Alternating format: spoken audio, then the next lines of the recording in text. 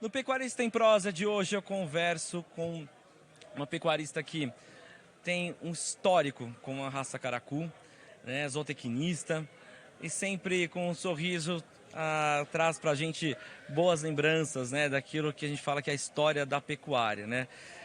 Aqui ao nosso lado estamos com a Isabel Penteado. Dona Isabel, prazer falar contigo aqui na Feicorte. Queria que você trouxesse pra gente, né, antes de mais nada, um pouco do seu histórico, porque as pessoas precisam conhecer pessoas que tiveram ali a força de, né, encarar, né, a pecuária, naquela época ainda mulher. Então, é o seguinte, eu sou de uma família que o bisavô já criava caracu, né? E o avô começou a fazer a seleção, tipo, copiado, fazer o caderno dos dados, marcar tudo direitinho, em 1913. Então já está mais ou menos que uns 120 anos aí. E eu descendo dessa família. E eu continuei o trabalho deles. Então, a vida inteira eu fui, desde pequenininha, fui criada com caracu. E depois, quando meu pai morreu e a fazenda ficou para mim, em 1987, eu comecei a lidar com o rebanho caracu, né? E foi aí que eu comecei. E isso faz muito tempo, né? Já uns 40 anos por aí, né?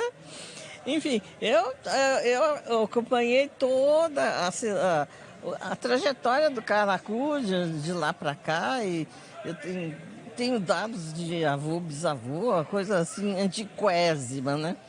Tudo anotadinho, né? E eu peguei gosto também, amo caracu, não consigo, estou aposentada, não pego mais na lida, mas continuo aqui no circuito. E sempre de olho. Sempre de olho, como você falou, no tempo que eu peguei, você não sabe, não tinha mulher. Então, como é que era? Eu fazia um sucesso danado. Olha, você não sabe quantas vezes eu fui entrevistada. No fim tinha até prática, agora eu perdi minha prática. Nada, tá arrebentando. Entrevista. Aqui, ó, em poucos minutos já entreteu todo mundo. E como é que foi naquela época, né? Encarar tudo isso, né? Estar à frente dos negócios. Hoje você vê muito mais o protagonismo, né, feminino em vários setores, atividades, né? Mas naquela época ainda tinha um estigma ainda, né? Como é que era isso? Estigma total. Eu me lembro que assim, a primeira vez que eu levei um gado para exposição, eu e o resto era tudo homem, né? Chegava assim, falava, vamos ver o que essa loirinha aí vai fazer. Graças a Deus eu fiz. Tocou a boiada. Toquei a boiada. No fim eu estava ganhando todos esses homens que falou, vamos ver o que essa loirinha vai fazer. Eu era loira na época, agora eu estou branquinha. E eu tive uma trajetória muito legal. Hoje em dia eu era bem moderninha. Eu fui na raça, eu fui a primeira a fazer transplante de embrião. Eu já fazia a seleção do meu gado com a USP. E também logo que teve o Geneplus, eu também fazia com a Geneplus desde 2000 e pouquinho. Então, eu era mais mocinha, vamos dizer, naquela época, eu tinha muito entusiasmo. E como eu tinha um rebanho muito antigo e eu queria preservar a linhagem, por isso que eu peguei as vacas velhas que tinha na fazenda com a antiga linhagem e fiz transferência de embrião. Naquela época não tinha FIV, essas coisas. E graças a Deus deu certo, eu consegui aumentar a linhagem e fui tocando o resto dos anos. Algo que eu achei muito interessante é que uma das características que a gente vê de mulheres que a gente entrevista é que todas têm muita coragem, audácia e principalmente vou fazer coisas diferentes. Aquilo que vou quebrar a tradição, não só pelo fato de ser mulher, mas de utilizar, no caso, tecnologias. E você foi adotando isso ao longo do tempo? Olha, eu vou te contar, em 94 eu fiz meu site na internet. 31 anos. Veja, há 31 anos, como que era a internet. Eu vendia boi pela internet em 1994.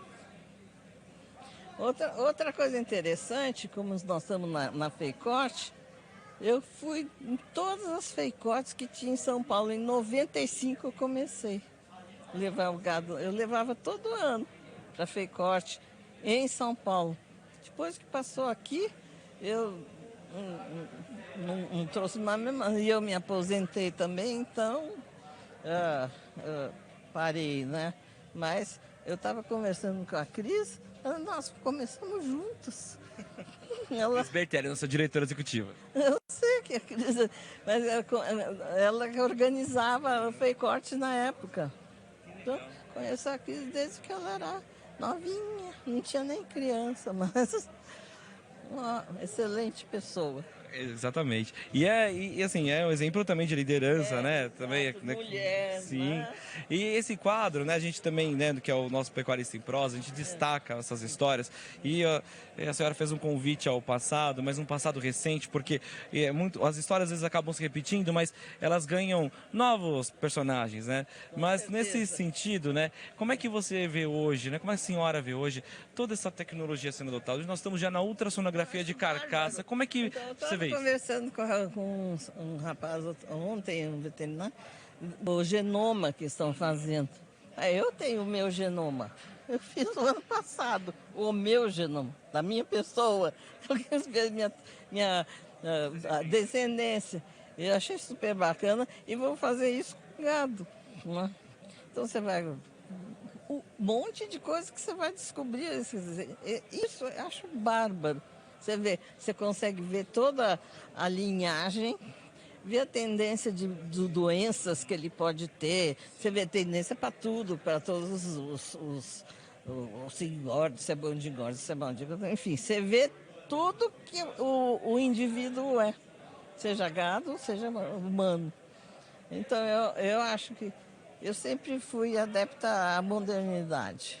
E adepto à modernidade fez também entrar nos bancos das universidades, né? Formado em zootecnia. Não, eu formei em zootecnia velha, porque eu estava do lado da USP. E a USP tinha um programa que chamava assim, Universidade para Terceira Idade. E eu fui lá fazer e fiz.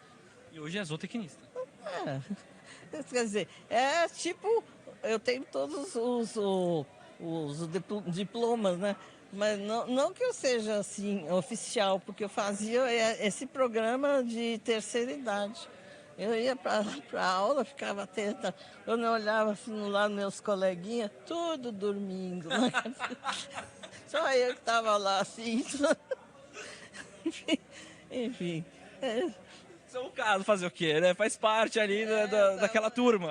Eu era da terceira idade e eles eram na primeira ou segunda, né? Mas aí no caso você já estava na melhor fase, porque você estava disposto a aprender, né? E muitas vezes podia até, às vezes, até ensinar alguns ali, porque... Não, contava minhas historinhas lá de prática, né? E muita coisa na prática, né, dona Isabel? Muita coisa na prática. Eu lembro que eu sempre fui muito amiga dos professores lá da USP, e volta e meia a gente fazia tipo assim um dia de campo na minha fazenda. Aí eu explicava toda a lida que eu tinha com o gado, como era isso, com o tipo de seleção que eu fazia. Os alunos iam lá. Tá? Eu sempre fui ligada à USP. A cultura, a informação, que sempre foi um insumo fundamental. Agora, dona Isabel, vamos falar um pouco assim de tudo aquilo que a senhora já viu hoje, assim, da história do caracu, na pecuária. Como é que a senhora imagina essa pecuária brasileira num curto espaço de tempo que a tantos passos cresce de uma forma assim que é impressionante? Eu acho que está assim, crescendo rapidamente, né? E você vê com essa história de genoma agora, eu acho que vai estourar, vai ser uma maravilha. Tem que fazer esse genoma aí. Isso aí, a pecuária vai para frente, rapidinho. Agora, só para a gente finalizar, queria que a senhora deixasse um recado para pecuaristas que estão assistindo a senhora agora, né? Que o Pecuarista em Prosa tem essa missão de valorizar as mulheres que fazem parte da pecuária, do agro brasileiro. Uma mensagem de quem que aprendeu bastante e também ensina bastante para a gente. A mensagem é que continuem com resiliência, né? Resistência, Mas hoje em dia as mulheres estão ótimas, é muito mais fácil que na minha época. Então, eu acho que nem preciso dar conselho nenhum para as pecuaristas de hoje, porque elas estão top, entendeu? Mais do que eu, me passaram. Então, eu sou o passado, elas são o futuro. Obrigado, dona Isabel. Obrigada a vocês. É um prazer falar contigo. Olha, conversamos hoje aqui no Pecuarista em Prosa com a dona Isabel, né? Esse exemplo de pecuarista, mulher, que aí levou, né, adiante a produção do caracu, apaixonada pela raça, mas principalmente apaixonada pela vida e pelo que faz.